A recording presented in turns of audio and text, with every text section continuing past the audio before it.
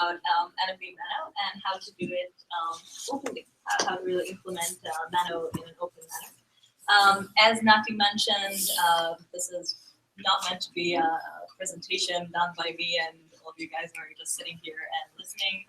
We encourage an open conversation, so please feel free to ask any question related or not so related.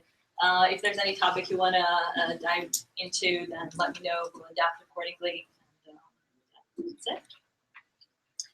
So we've done the round of introductions, but I'll say again that I'm Sivan Barzilai. I'm product director in Gigaspaces for the Cloudify product, which you'll hear about today a little bit. We're based in Tel Aviv, actually. So whenever I don't make sense, it's the jet lag. It's, I think, 4 a.m. in Israel right now, so apologies for that. You can find us on Twitter, and you'll see throughout this whole talk that you can find everything I'm going to talk about online, very freely available down the open way.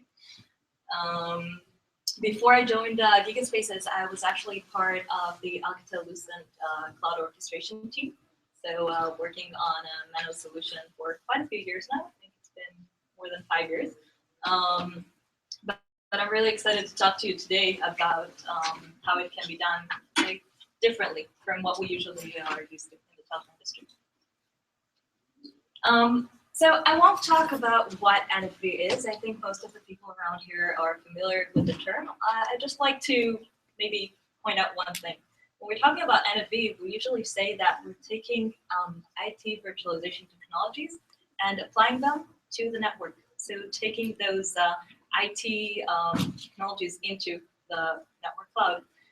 Instead of running network devices on very specific hardware, we're creating a generic hardware, running everything as software, and so on.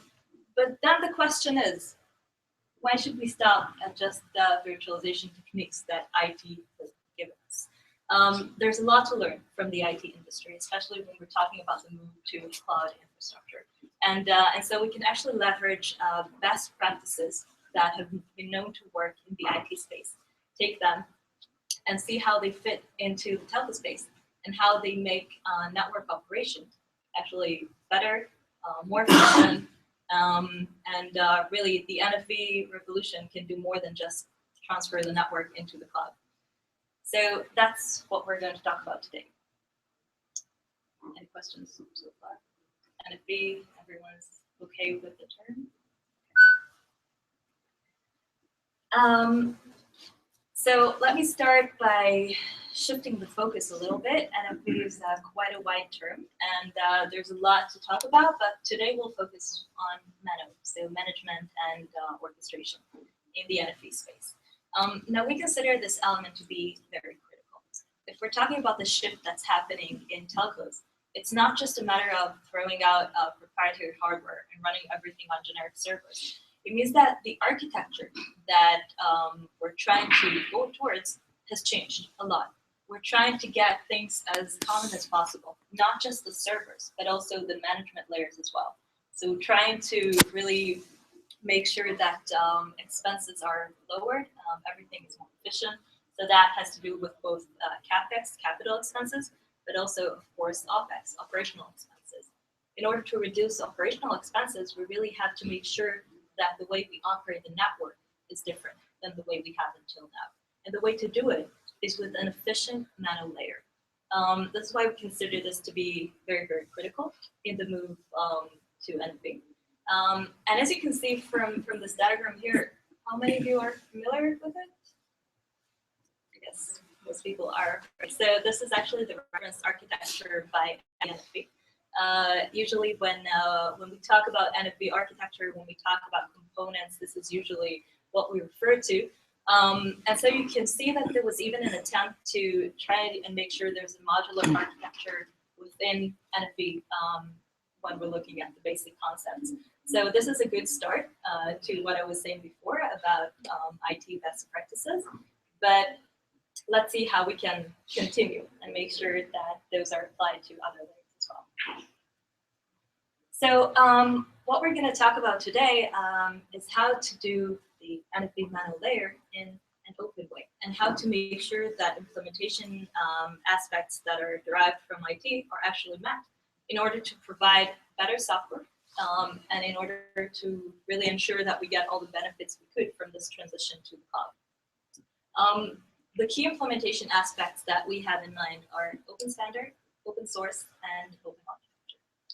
I'll start with a few words on each, and then I'll tell you how we at Cloudify Gigaspaces believe that those can be achieved. So we'll start with the open standard.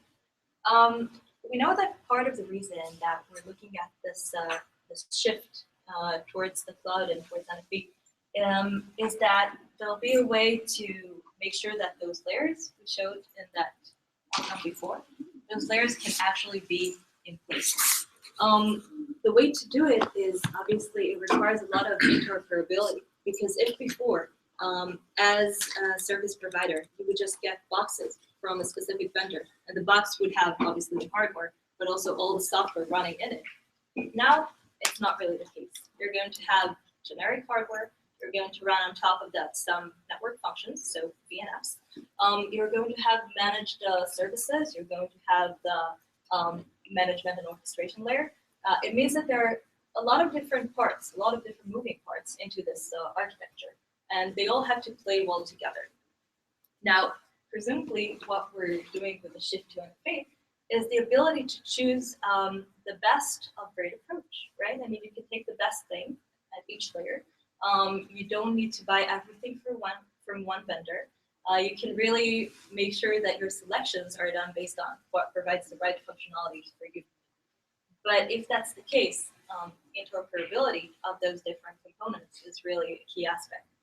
We believe that open standard is really the way to do that, because if we just make sure that services and network functions are modeled in a way that's vendor neutral, in a way that's standard within the industry, it means that regardless of what piece you put where, you can actually make sure that the pieces still play well together because they all adhere to the same standard, they all understand the same language.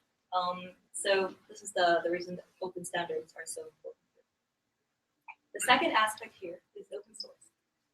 So it should come as no surprise. Our industry is really moving towards open source and looking at it as really the direction to go. And there's good reason for it. I'm going to talk about it a little more in the next few minutes. But just as a teaser, we really believe that through open source, you can drive innovation much faster. You can make sure that your progress with technology is accelerated. And also, you can create better quality software. Why is that? Think about it. If something is open source, it means that it's out there. It's really easy to use it. Many people probably do, many companies. It can't be of bad quality, I'd say. It's going to fail. It's going to break too much. There's no, no vendor that you necessarily call if it's an open source product that you're playing around with.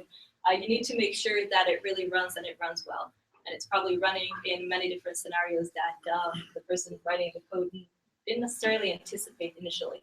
When we're talking about an open source, it means that the community can contribute to make sure that this code is really running well, really at the best quality. And you can really make sure that you get to your goal much faster. Now, the third, but not at all least important aspect is an open architecture. If we look back a few years ago, I don't think any of us would have anticipated this image that I just showed before about how networks are transformed and running in a cloud environment. I don't think that anyone would think that OpenStack would become such a leading standard, that an open community and community-led effort is going to be the dominating factor inside telcos. So a few years ago, this was really something that would sound like a dream, but here it is today. And the same applies to different technologies that emerge all the time, really. So when we're talking about architectures, we have to make sure that those are open enough to accept that when changes arrive, when new technologies emerge, that they can be embraced by the products that are used. And so this is why open architecture is so important in this aspect. So these are the three key aspects that we see to openness. I showed you Mano before, and I'd like to show you how we believe that the two can be combined. So how Mano implementation can actually be done as open as possible with these three principles in mind. So with that, let me introduce Cloudify. How many of you actually heard about Cloudify before? Spaces are not allowed to raise their hands. Okay, great. So for those of you who don't know, Cloudify is an open source, obviously, but also something we call pure play orchestrator. What do we mean by that? Cloudify doesn't mandate anything in the software stack. It's very open, based on standards, specifically on a standard called Tosca, to model network functions and network services. It actually comes from the IT world. So the product is about 5 years old. We started from the IT space. And we then discovered that those best practices and best tooling that we found to be relevant in the IT space for managing applications in the cloud environment, those are very, very relevant when we're talking about NFV and talking about how to actually run network functions for telcos and service providers. And so Cloudify can actually cover, I think you can see that here in the diagram, NFVO and VNFM functionalities within Mano. That stands for NFV Orchestrator and for VNF Manager. So basically it means that Cloudify can cover all aspects of lifecycle management and automation for the different functions and services running in the cloud, as well as integration with other network components such as SDN controllers or service assurance tools, OSS systems, and so on. So that would be the orchestration part. And that's Cloudify. Probably doesn't say too much right now, but in a few minutes it's going to make much more sense. Now, how do all these principles that I've talked about before actually translate to Cloudify? I'll start with the open standard. So I've mentioned Tosca. How many of you heard of Tosca? Okay. So Tosca stands for Topology and Orchestration Specification for Cloud Applications. Yes, I managed to say that. And it's a standard by Oasis. It's actually, the work has started, I think it was 3 years ago on Tosca. And the intention was to find a specification that allows modeling the topology and the orchestration.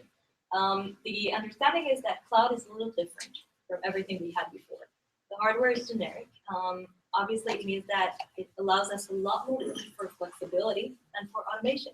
If before, when we talked about scaling an application, there actually had to be new equipment bought and put into the network if we're talking about NFV. So new equipment probably pre-configured, pre-tested, and so on. You just plug it in. Right now, we're talking about generic hardware, right? I mean, we have to go through the whole cycle of software management, right? So provisioning new virtual machines, installing the software on them, configuring it, and so on and so forth. So a lot of flexibility means that we can do a lot of automation, but there needs to be a way to model that. There needs to be a way to define what the application looks like and what it behaves like. And this is what Tosca actually does. You can see that there are quite a few members there. Many companies are involved, ourselves included, and many different open source projects that actually leverage Tosca as a standard. So why is that something that we consider important, and why is Tosca actually what we chose? So I should probably point that out. Gigaspaces, as a company, we do not have applications. We do not have network functions. We don't provide infrastructure or infrastructure management. We only do orchestration, cloud orchestration. It means that our products are built for integration, first and foremost, because obviously we know that what we're going to be running is other people's functions on top of other people's clouds. And so when we went about developing Cloudify, it wasn't that we took any legacy code and tried to change it and repackage it so that it can run in a cloud environment. Not at all. We actually had to build it we got the chance and the opportunity to build something from scratch and make sure that we take all the right decisions for this specific technology space. And so when we started doing that, we looked into what would be the right modeling language. What should we choose as the way to actually model network functions and services? And we found Tosca to be the best fit here. So why is that? I've mentioned interoperability before as something that's really key in this complex architecture. This is something that we can actually get with Tosca because if you're familiar with this diagram, kind of hard to see here, but what I've marked down is the VNFD, so VNF description, the way to actually describe the functions before the description is retrieved by the Mano, management and orchestration, and then Mano can start actually implementing, deploying, automating, and so on. If we have a description that is standard within the industry, obviously you can replace any box in this architecture and still get the same functionality, or at least get products that all speak the same language. This is very, very, very beneficial. Now, Tosca itself is something that helps in a few different, let's say, unique ways. First of all, when we're looking at network functions, we probably want them to be portable.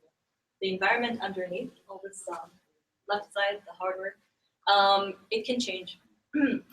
So choosing one vendor today to provide compute, or another to provide storage, or another to provide the backbone of the network doesn't mean that this decision has to stick for forever, right?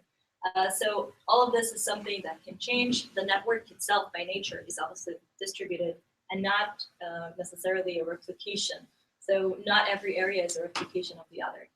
If we're talking about a portable model, it means that you can model, let's say, I'll use the term IMS because I'll use it again soon. It's actually like Skype in a way.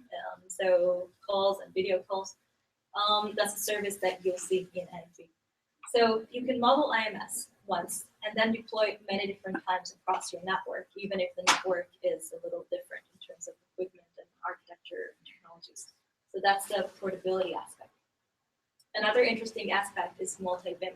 What Tosca does, it basically abstracts the underlying infrastructure so that your description and model for the network function is independent from the specific cloud you're running on. It means that the same model can run on OpenStack, on VMware, on Amazon, on any cloud, actually. The benefit here is that while you're modeling the network function, you don't need to know where it's going to run. You don't need to commit to that. It also means that you can run on a multi-VIM environment. So translated to multi-cloud. The cloud can consist of different technologies. So OpenStack, VMware, Amazon, Azure, Google. So any cloud really, same Tosca model can apply. And that's a very big benefit of Tosca.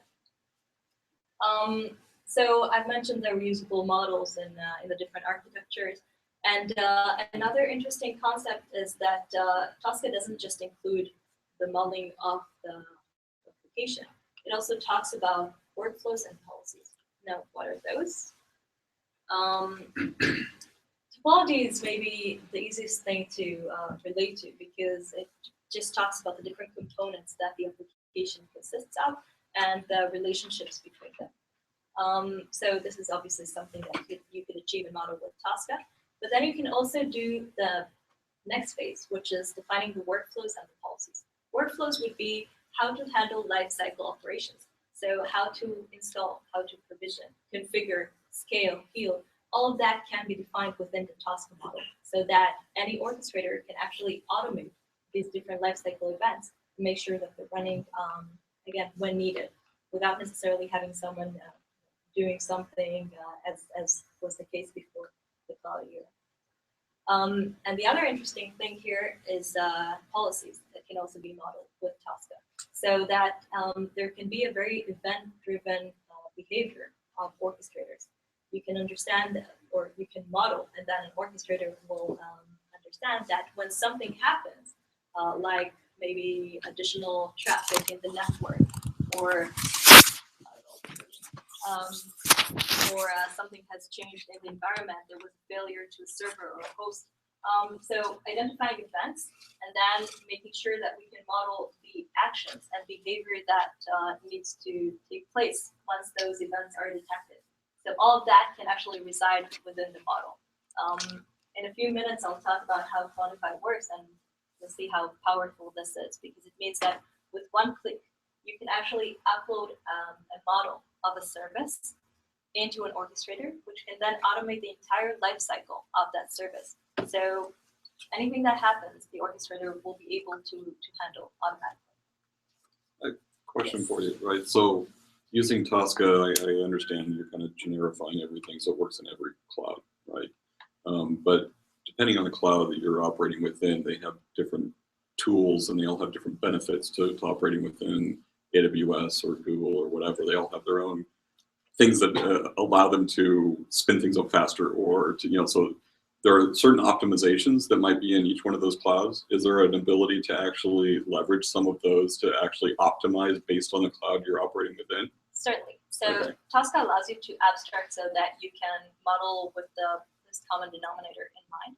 But then right. if you want to leverage additional capabilities, you can also do that. So you can define, it's a little okay. more technical, but you can actually define the behavior on a specific cloud. And then if that cloud is what you're running on, then this behavior is the one to take place. Maybe one point to elaborate on that. The point I think that you mentioned is how to avoid the disconnect.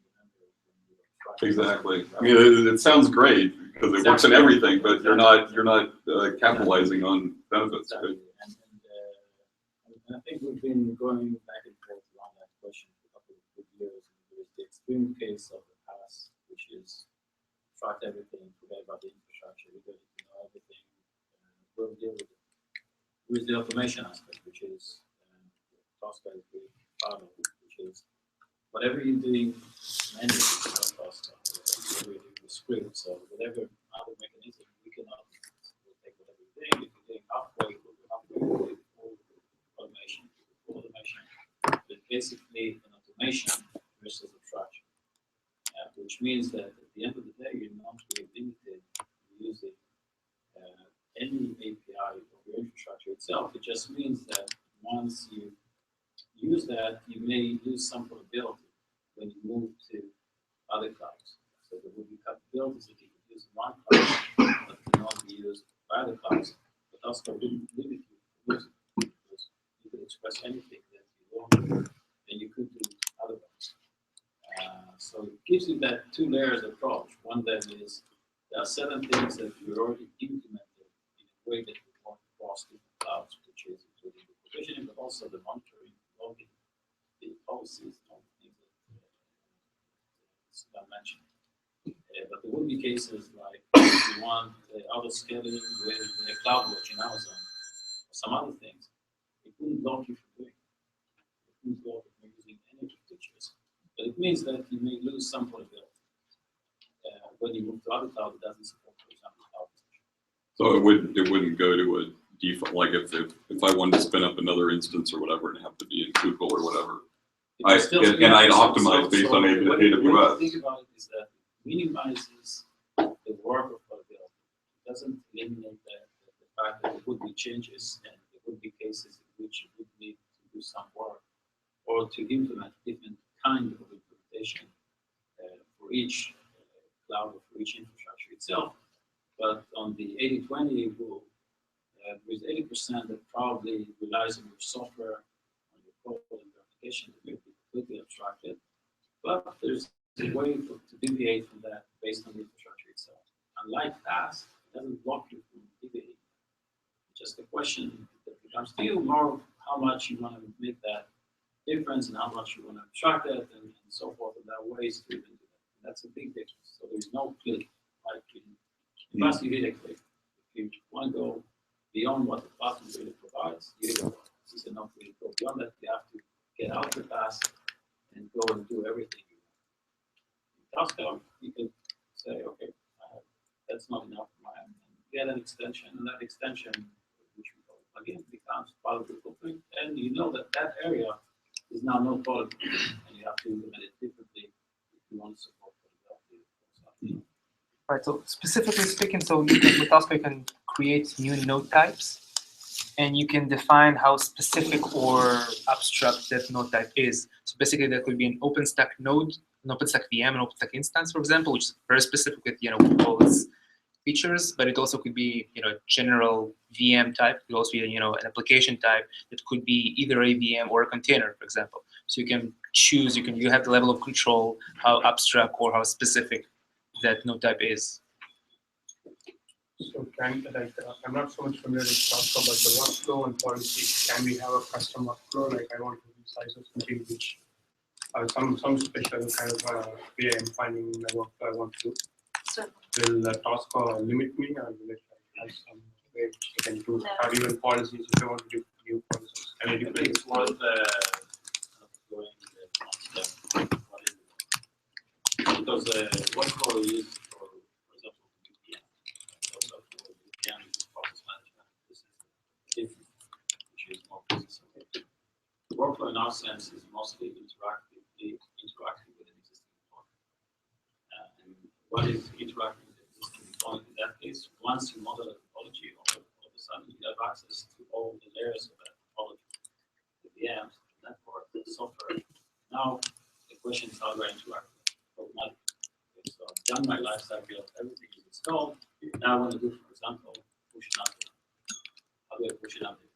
Usually when I push an update, the way I do that is I take a snapshot of the current state, configuration, save it, push an update to the relevant node, test it, it all works, and that's fine. If it doesn't work, I need to roll back all of the instances back to the previous state and alert, set an alert. So workflow really was designed to deal with all those complex use cases in which I'm interacting with the system. So we mentioned a few workflow, like install and uninstall, which are the private case, but scaling and healing actually touches that. The way we implemented that is very simple. It's really a Python code that everyone is used to. So it's not a different language like VPL or any other languages. Which means that anyone that is familiar with Python will have all the power of the language of Python. The only difference is that it has the context of the state of the topology. So within a Python code, now I can say, give me the database, give me all the related nodes to that database, give me the load balancer, and it will do the discovery for you, give you the reference to that you can interact with. Each node in Tosca has an interface of operations, so you can extend the node and say the operation would be a snapshot if it's a database, or would be a shutdown or a restart if it's a VM. Then you can have access to all those operations also from the so think about it as first you model the application. Now you have all the deployment now accessible through a graph, an object graph that can give you a way to traverse the graph through a Python code and interact with the graph as if it was just an object. But behind the scenes, it actually calls the machines, it actually calls the configuration, but it basically traverses. So that's a workflow. The policy is to define when to trigger one. There is this clear abstraction between what workflow does and what policy does. Policy is really when, and the workflow is or how. So let's say if I want to do a healing, then how to do the healing will be in the policy. And No, when to do no. When to do the healing will be in the policy. So when trigger is is the in policy, which is so collecting all the now events. my question is, if you want, healing can be done in different ways on a VM. I just need to reboot and that will fix it. Or I need to redeploy, or I need to do something more than redeploy. So can I define that in the workflow? Yes, so that's the nice thing about it, because usually every type of workflow like that was done in a different way, which means that you can have a generic healing policy that will apply to any.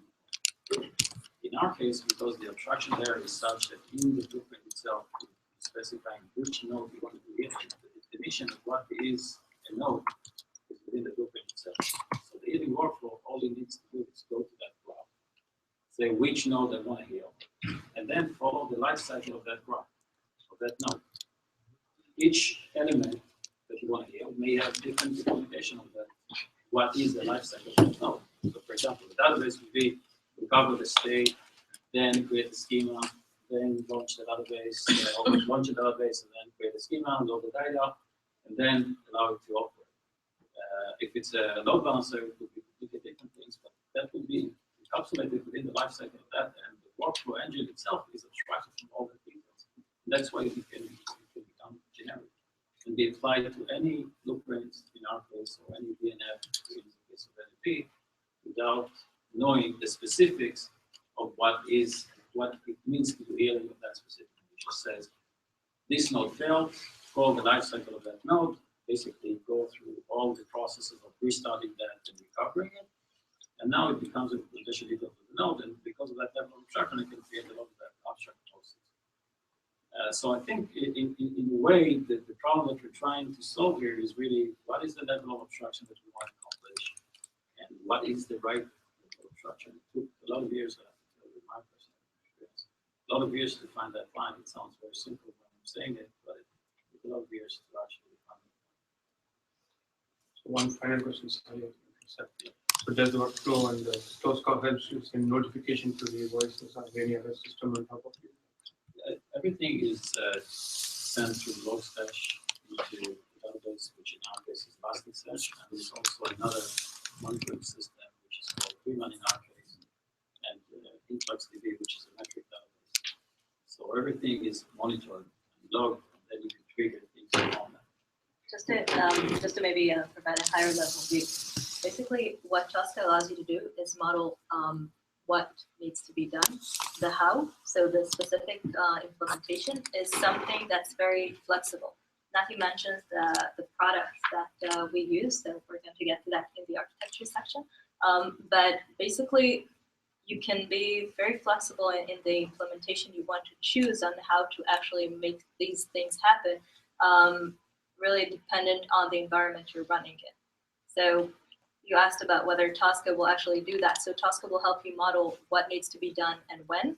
So those policies and those lifecycle events that you want to configure, then as part of them, send SMP traps or anything you want. And then using the Cloudify orchestration engine, it will actually happen. So it will be performed.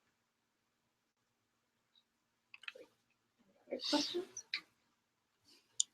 Good. So I'm going to skip a little bit. This is just an example for anthropology, but not as interesting as what we have next. Not a lot of time left. So let me just say that we really believe Tosca is great, but we do understand that not everyone knows the syntax of this language, and that's okay, we accept that. So we've actually built a tool within Cloudify that we call the Cloudify Composer that allows you with a simple web UI to actually create that Tosca blueprint. You only need to drag and drop some components, so this would be the topology here. You click on a component, you model the different parameters, the different lifecycle events. You create the connection between an operation and maybe a script that's running it or any other implementation that you have. And you end up getting a Tosca blueprint, so the Tosca code generated automatically by this composer tool. So you can get all the benefits of Tosca without actually having to learn the Tosca syntax, which is actually pretty cool. So that was how we handle open standards. Now, one of our favorite topics, open source. And just to share with you a few of our thoughts in this area of how open source is helpful and how we've actually implemented that with Cloudify. So let me start with saying that we believe open source can actually accelerate innovation. The reason for that is that while we're using existing components, a company can actually focus on what the product can add in terms of value. Doesn't have to reinvent the wheel, doesn't have to do things that were already done. And also, of course, you can leverage best practices and tools that are known to work and that are part of the industry. And this is why this is actually the Cloudify architecture, or the tools that the architecture includes. And you can see that those are many different open source tools.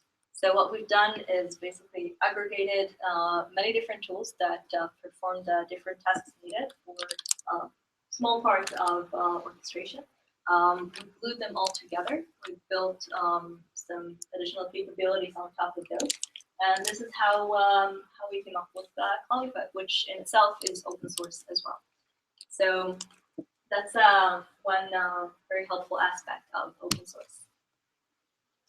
Another one is the ability to not just have open source, but also open governance. So we were big believers in collaboration and in things that are led by communities. And so we've actually announced a few weeks ago in Geek Spaces, we've announced ARIA. ARIA stands for Agile Reference Implementation of Automation. And it's basically a Tosca orchestration library. It's reusable code that can be part of any orchestrator that is Tosca-based. So it means that any of those initiatives that you see on the right side, one of them is, of course, Cloudify. Another is OpenO. I'll mention a little bit what it is. And others can actually take ARIA, which is a consumable code base, and integrate it into the different projects at hand. So I don't know if you've heard of ARIA, OpenO. Is it something that rings a bell? Great, so it's a good thing you're here. But basically, we believe that the industry can move a lot faster if we all can just collaborate and make sure that, again, instead of doing things in little different silos, we all come together and build communities around what we believe to be the right thing. In our case, we really believe that for NFV, you need a reference implementation of an orchestration engine. If you think about it, I've mentioned all those different moving parts in the NFV architecture, but let's say that a company like Brocade or any other actually provides a network function. They probably need to test that function, make sure that it can work on top of every cloud implementation, because they don't know who they're going to sell it to eventually. They probably want to make sure that it can work in a multi-VIM environment, integrate with the different network elements. To that end, if that vendor does not necessarily have an orchestrator, does not necessarily have all of those pieces in place, having an open, usable, very, again, community-led product or project to work with so that this function can be orchestrated and tested is, again, very helpful to make sure that it moves forward. As an industry, it also means that we can have a common baseline for making sure that network services can run in a cloud environment and have this understanding of what orchestration is and what it can achieve. So to that end, we believe that open communities and collaboration around them is very, very useful. And this is why we actually started ARIA, which is under the Apache Software Foundation. And probably going to hear a lot more about it soon. If you want to hear more, Arthur here is the guy to talk to after I'm done. Only 20 more minutes.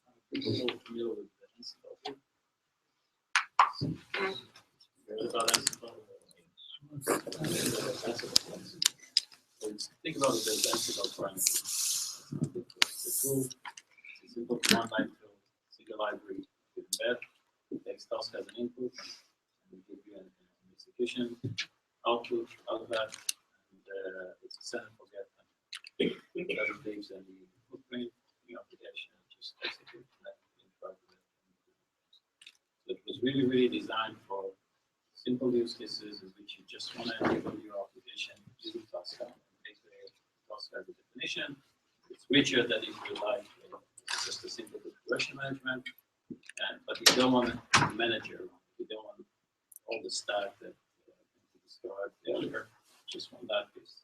So it's the workflow, it's the Tosca engine, it's a single library in Python, easily embedded automatically. Very much like it. Does that pass to the view? Yes. It has all the workflow, the Tosca parser, obviously, Tosca execution and workflow. From that, 10 plugins. Plugins, which means that the VMware, the OpenStack, all the other plugins.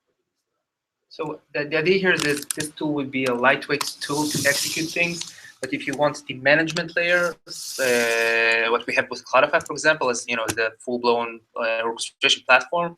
So you would use ARIA to implement that. And one example I'm showing here is the OpenO project, which is the open orchestration community-led wider goal project, right? So ARIA is just a simple lightweight library that you can consume within other code bases. And obviously, it would have all the plugins parts that would allow you to model the Vim components that the Vim layer presents. Basic question. If you look at OpenStack, for example, he provides a Tosca template and so on. So it was obviously Vim specific as your multi-Vim. But if you become Vim specific, you probably provide more capabilities than being multi-Vim. So yeah. So first of all, the critical question is if you want to be hybrid. You want to be hybrid. You want a language that's not tied to an infrastructure. And if you want to be tied to an infrastructure, then obviously you take something that is tied to an infrastructure like NFV. It's a big difference because all the language would be different because you wouldn't want to use in Amazon at the end that is called node that would be called Nova, right?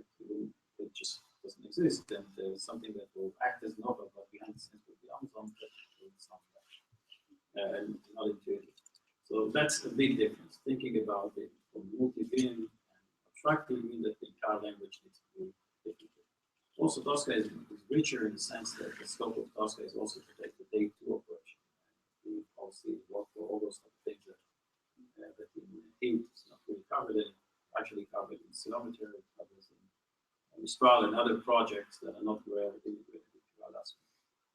But so that means that you have to do it doing yourself. Another thing that I think people less know about Tosca, which is a language, very much like Java, very much like Ruby, whatever. But it's domain specific, which means that it's targeted for orchestration. What does that really mean? It means that you can create interfaces, plugins in our case, other languages, extensions, you can create your own libraries of types and other things. So when you talked about multi-VIM, for example, multi-infrastructure, and you want to, for example, include types to deal with SDN, or to deal with other elements that are not defined in the language itself, it's very easy. It's built into the language, to the model itself, if you understand it, so it's much more extended.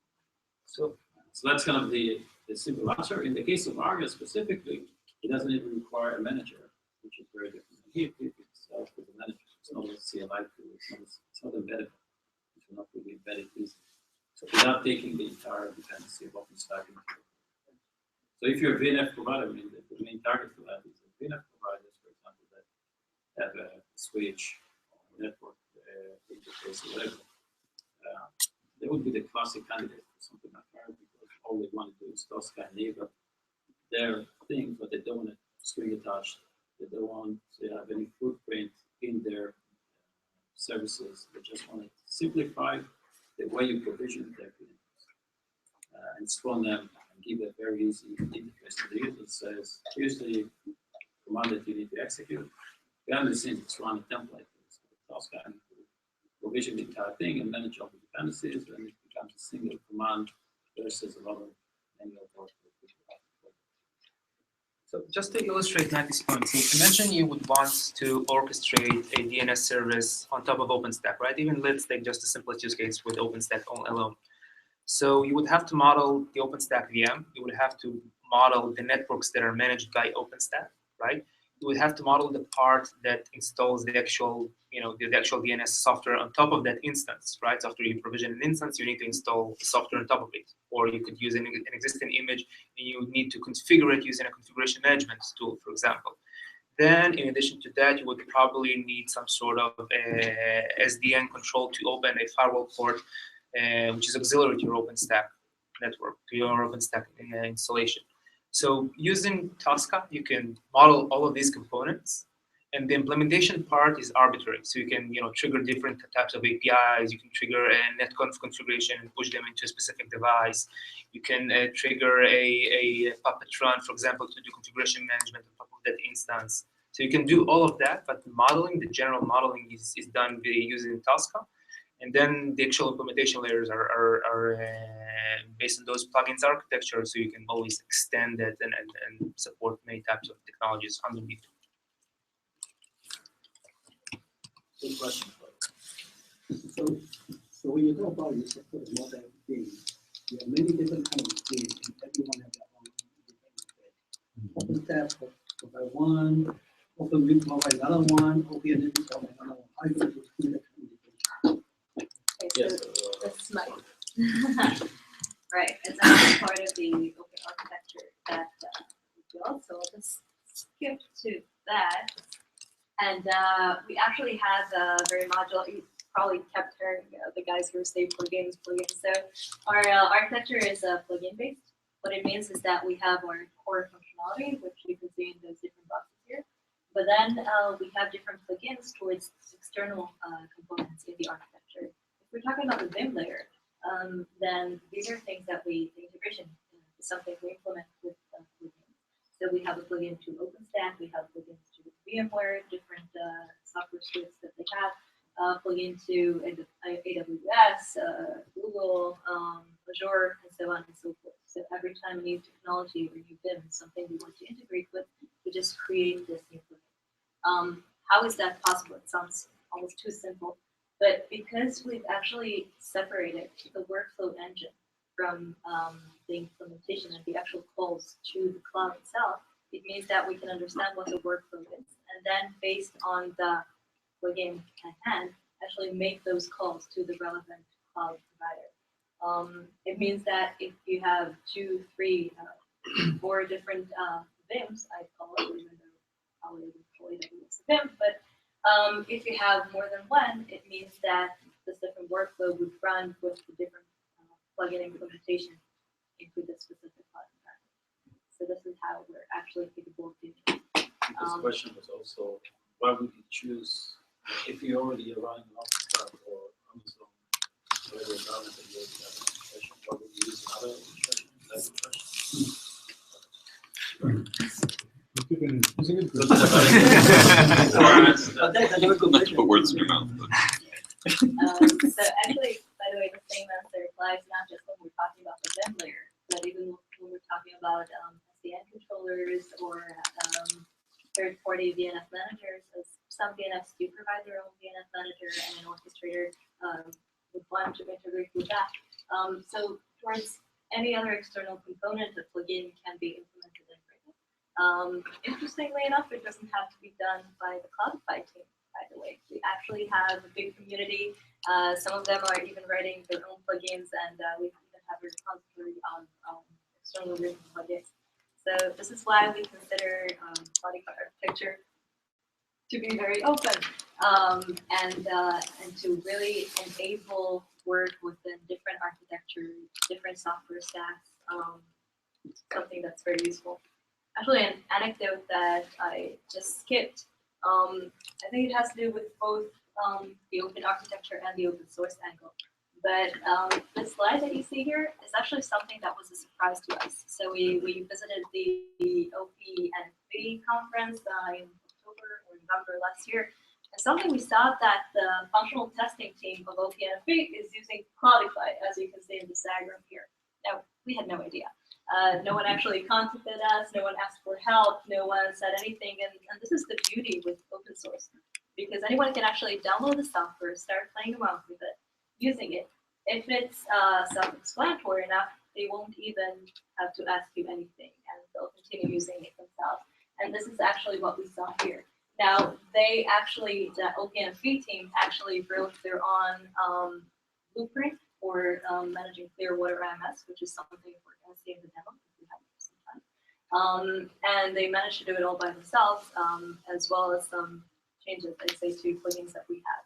So this open architecture and open source model really means that the product can be really easily adopted, and that interoperability that I've mentioned, making sure that all the pieces work together, is something that's made very easy with this concept. OPNFV is using the ARIA library, or they're using Cloudify NFV? They're using Cloudify, but essentially I'd say the portion of it that they're using is exactly the code that we contributed to the ARIA project, and we built an open governance around. So you can consider it to be ARIA. It's ARIA before ARIA. Yes. It actually made us realize how usable this piece of code is, and how opening a different governance and different project around it is something that's going to make things much easier for the community that's using it.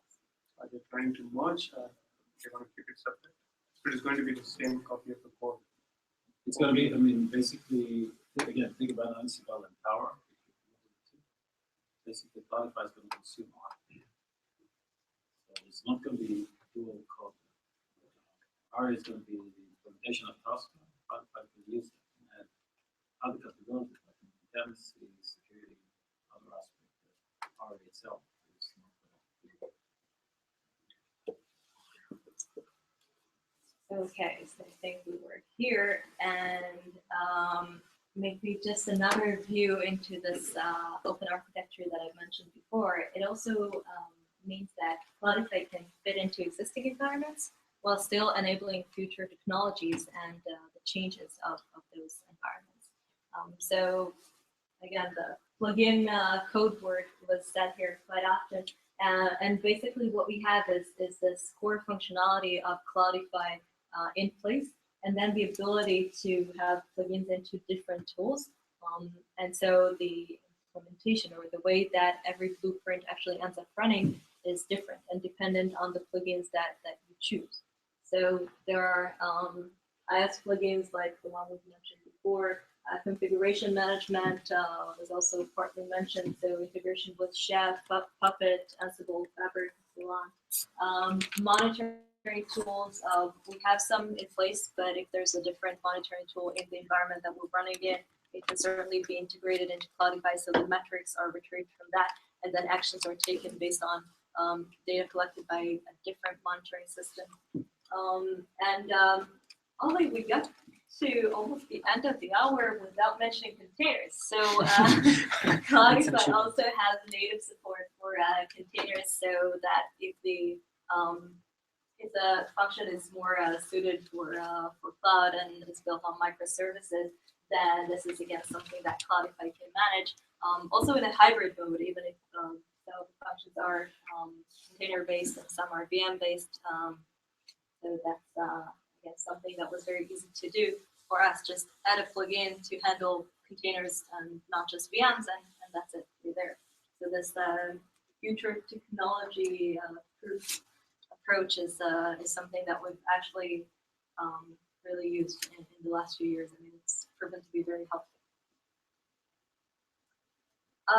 Okay, so demo time. Don't have too much time, but what I wanted to show you today is how to orchestrate Clearwater IMS. So basically, it's an open source IMS implementation, and how to make sure that it can run on a multi-VIM environment. So I'll show you snippets of the demo, because again, not too much time left. But basically, we just we started with this diagram that you see here. So the architecture of the IMS product, it just shows the different VMs and the connections between them. And from this, we wanted to make sure that we can actually get to a running deployment. So from just this nice little slide to actual running instances.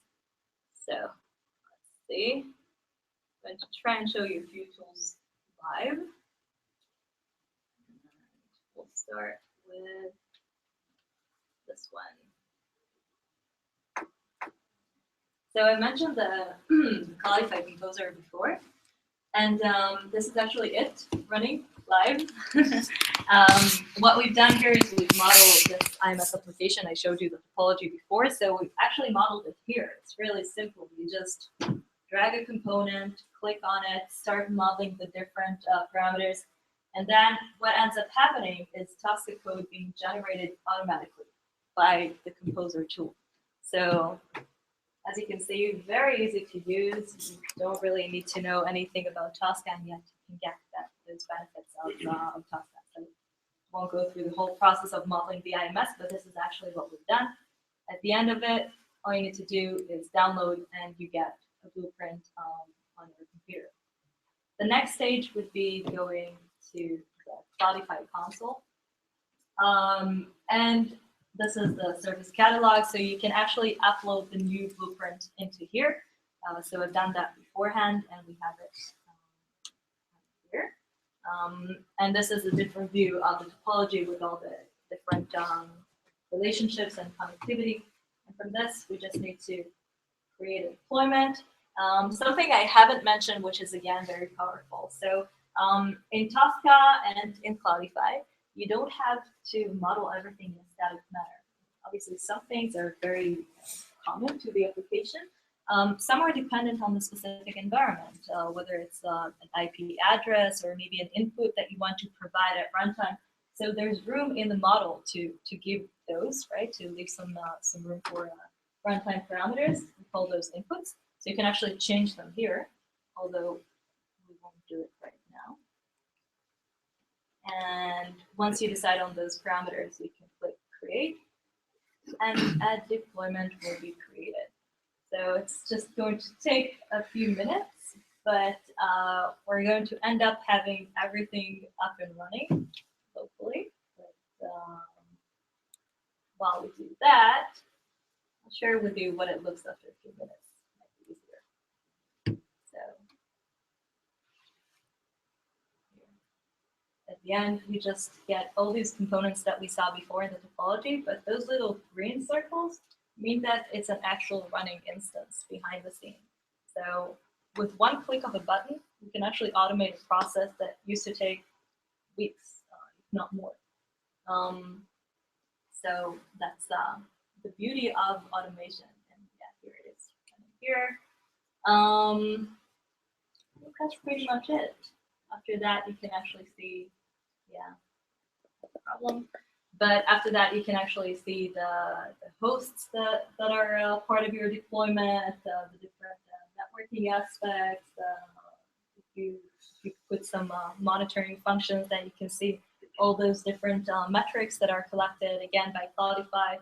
Cloudify will react automatically if you create policies, but if not, you can take a look here and decide what to do with your function. And all of that is in a multi-VIM architecture, so that this function can run on top of VMware, OpenStack, anything really. And that's pretty much it. So any questions? Yes? You mentioned dynamic inputs. That I think is just going to say like something like IP addresses and so on that you can specify before you just instantiate the service chain. But in Tosca or in Cloudify itself, how easy or difficult is it to actually add something to a chain once the chain is in place? So it's a very good question. We know the area of service chain to be, or dynamic service chain management to be very critical. Cloudify actually makes this possible. We have an interesting hierarchy between the different deployment aspects. So you can take the different BNFs and create a service chain out of them, and then you can add new nodes into that service chain or remove some nodes from it, or even change existing components. Then by integrating into different SDN controllers, you can even change the route that the packets take. So you depend on the controller itself, or is there some discovery that is done by the people, by Cloudify, or again, by Tosca, is there something in the standards? Tosca is the modeling language, so that would be Cloudify in that aspect. We have, again, integration with SDN controllers and with OpenStack and the neutron component, and this is how that discovery would take place. So there is a couple of layers of updates, way to interact with it. One of them is workflow engineering, which is a way to interact with each node, but without changing the topology. The other one is creating a microservice approach, in which you could basically create a master blueprint which compiles different services that are built out of several tokens. So, for example, you could have any service chain, you could have an IMS talking to a firewall, talking to another service, and each one that would be an independent blueprint that you could stitch them together, even though they're independent. So you could then revolt one of the services because it could take something. What Sivan was mentioning is, in addition there, within the blueprint itself, you can change the topology that she was showing, like the graph of dependency within the node, within the VNF itself. So you could now also do that by changing the graph and actually do it. The reason why it can be done is because we're actually not using the YAML file as an input.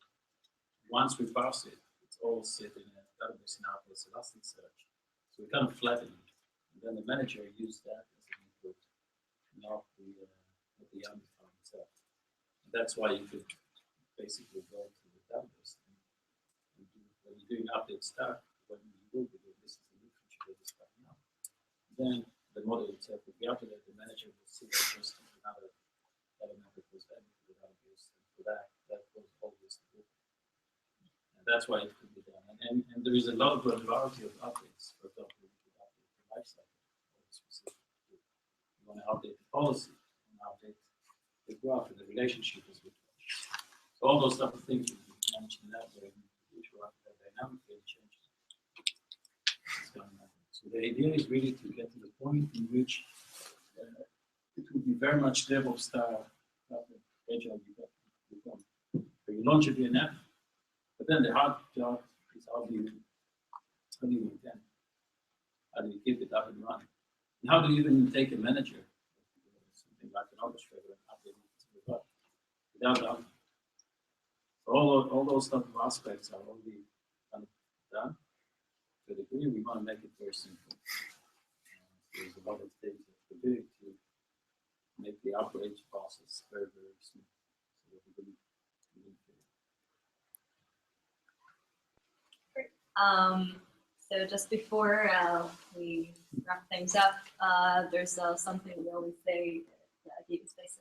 So the only constant is change, right? I mean, this industry has such a fast pace.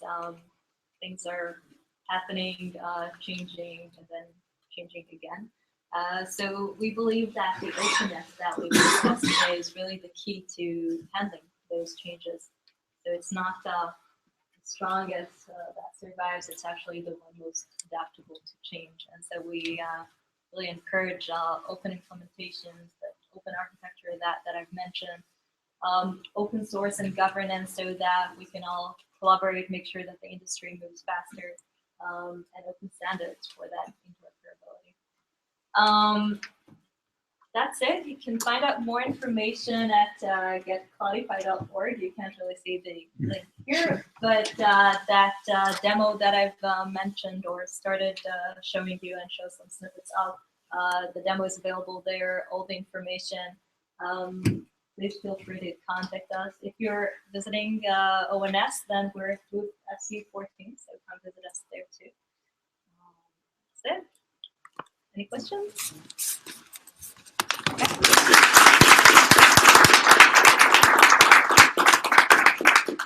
would like to say just that this is the first meetup of this group, so everyone either the DF or submission or talk or want to hear about one specific topic, feel free to contact us via the meetup group, chat, just contact the organizer of the event itself, and we'll try to accomplish your wish. Let's hope that the next meetups will be very soon. Let's also mention that we have a local office here. Yes. Gershon and myself, I represent the city office and Gershon for alliances. So we are really happy to talk if anyone wants to talk individually. Pretty much 2 miles from here.